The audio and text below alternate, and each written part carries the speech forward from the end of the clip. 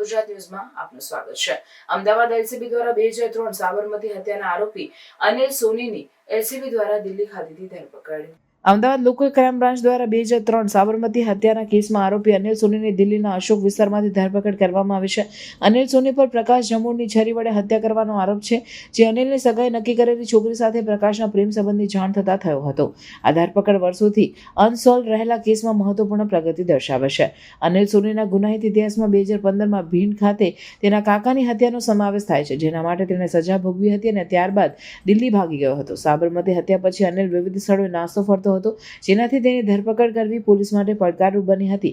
તેની ધરપકડ એલસીબીના સતત પ્રયાસોને દર્શાવે છે। આ કેસે અસરકારક તપાસ પ્રક્રિયાઓના મહત્વ અને આવા ગુનાઓને રોકવા માટે મજબૂત પગલાંની જરૂરિયાત પર ચર્ચાઓને ફરીથી પ્રગટાવી છે। અનિલ સોનીની ધરપકડ માત્ર પીડિતના પરિવાર માટે ન્યાય લાવતી નથી, પરંતુ અંકુશ વિના ગુનાહિત વર્તનના પરિણામોની યાદ અપાવે છે।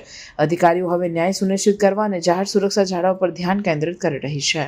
2003માં સાબરમતી પોલીસ સ્ટેશનમાં એક હત્યાનો બનાવ બનેલો, જેમાં મૃતક છે પ્રકાશ જમોર, જેની હત્યા થઈ હતી। છરીના ઘા મારીને એની હત્યા થઈ હતી। માનનીય ડીજી સાહેબ, સીપી સાહેબ અને સેક્ટર સાહેબની સૂચના છે કે જેટલા પણ અગાઉના અનડિટેક ગુના છે એમને શોધવા અને જે શોધાયેલા ગુના છે, જેના ન પકડાયેલા આરોપીઓને શોધવા માટેની જે આ એક આખી મુહિમ ચાલુ કરી છે, એના ભાગરૂપે આ 2003નું જે મર્ડર થયેલું, એમાં આ એક પ્રકાશ જમોડનું મર્ડર બાદ એનો આરોપી પકડવામાં ન આવે, એટલે જે તે વખતે અત્યારે અમે એ ફરિયાદીની વિઝિટ કરી, એની સાથે એ જે બનાવ છે 2003માં કયા સંજોગોમાં આ હત્યા થઈ હતી, એ આખા કેસ કાગળોનો અભ્યાસ કરવામાં આવ્યો। તેના તમામ ફરિયાદી, એના સાહેદોના નિવેદન ફરી વખત લીધા, એને પૂછપરછ કરી અને આખી ઘટનાને રીજીવન કરી અને પાછી એ આરોપીને પકડવામાં આવ્યો છે। એ જે આરોપી જે છે એ અનિલ સોની કરીને આરોપી છે ને, જેને અમે દિલ્હીથી પકડેલો છે, જે મૂળ કામ કલર કામ નું કરી રહ્યો હતો દિલ્હીમાં। પણ 2003ની ઘટનાની વિગત એવી હતી કે આ અનિલની સગાઈ એક છોકરી સાથે નક્કી થઈ હતી।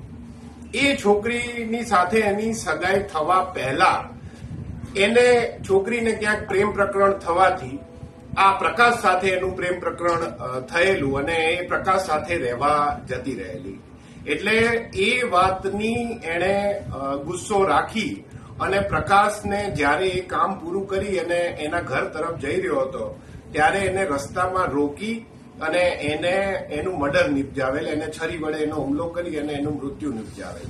બીજા દિવસે ડેડ બોડી મળી હતી ને એના આધારે પોલીસે એફઆઈઆર નોંધ કરી અને એની તપાસ શરૂ કરી હતી। આ જે અનિલ છે એ એનો ગુનાહિત ઇતિહાસ એવો છે કે 2015માં એ જ્યાં ભીંડ ખાતે રહેતો હતો, ત્યાં પણ એણે ત્યાં જ એના ગામમાં જ એના એક જે કહેવાતા કાકી થાય છે એનું એક મર્ડર કરેલું હતું ને એના અનુસંધાનમાં એની ધરપકડ પણ થયેલી અને 2023માં એ છૂટીને આવેલ અને 1 વર્ષથી તે દિલ્હી ખાતે રહેતો હતો અને કલર કામ કરતો હતો।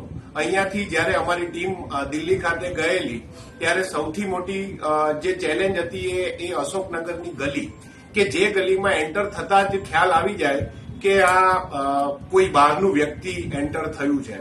એટલે અમારી ટીમે જે એને પકડવા માટે કલર કામના કે જે પ્રમાણેના એને પહેરવેશ ધારણ કરી અને એ છેક સુધી એ અનિલ સુધી પહોંચી અને એની ધરપકડ કરેલ છે।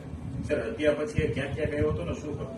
હત્યા પછી એના મૂળ ગામ, પછી એ અલગ અલગ જગ્યાએ ભાગતો રહેતો હતો અને જ્યારે એને એવું એસ્ટાબ્લિશ થઈ ગયું કે 2003નું જે મર્ડર છે એને પકડવા હવે ત્યાં શાંતિ થઈ ગઈ છે, ત્યારે એના પોતાના ગામમાં જ એને એક બીજું મર્ડર પણ કરેલું હતું ને પછી એ દિલ્હી રહેવા જતો રહ્યો હતો। એના પરિવારનું બેકગ્રાઉન્ડ સાહેબ અહીંયા શું કરતો હતો? બેકગ્રાઉન્ડ અહીંયા પણ એ જે આરોપી છે એમનું મૂળ કામ કલર કામનું જ છે અને એના જે પરિવારજનો છે, એમના ભાઈઓ ને એ પણ છે, એ તમામ કલર કામનું જ કાર્ય કરતા હતા।